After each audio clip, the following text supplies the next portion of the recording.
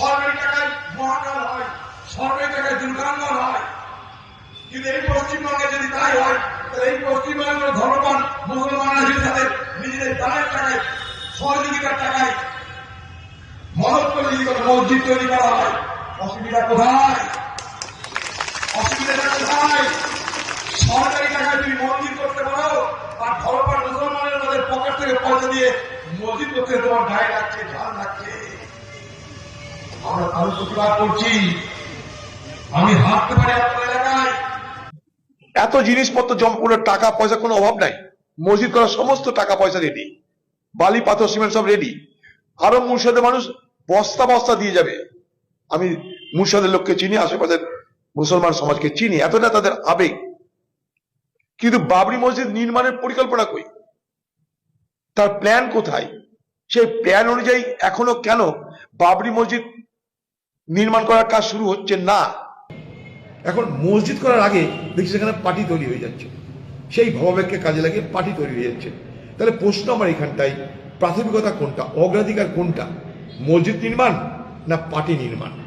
যদি মসজিদ নির্মাণ অগ্রাধিকার হয়, তাহলে আজকে থেকে শুরু করুন। কোথায় বাধা আমরা জানতে চাই, কিসে বাধা জানতে চাই, কে বাধা দিচ্ছে জানতে চাই। সেটা না করে হঠাৎ পার্টি করতে করতে তার প্রার্থী ঘোষণা, সেখানটায় এতগুলো সিট জিততে হবে, এতগুলো সিট জিতে কাউকে রাজা তৈরি করতে হবে। কাকে রাজা বানাবে? বিজেপিকে বানাবে না তৃণমূলকে বানাবে? জানা নাই আমার। ফলে প্রশ্ন তো উঠছেই এখন। আর অধীর তুই কি নামাজ পড়বি না কি আগামী দিনে? তোর আবার এত তোর জোর বাবরি মসজিদ হচ্ছে না কেন, তার জবাব দিতে হবে তোকে। তুই তো বেলডাঙ্গার লোককে বোকা বানাস, সরুলিয়া, জলিলিয়া, আরো মাদ্রাসায় সারগাছিতে দাঁড়িয়ে দাঁড়িয়ে পেন্ট্রোল থেকে মুতে এসে এখানে আবার কোরআনের আয়াত পড়িস। তুই না মুখ হারাম? তুই আবার কেন বলবি বাবরি মসজিদ তাড়াতাড়ি হোক?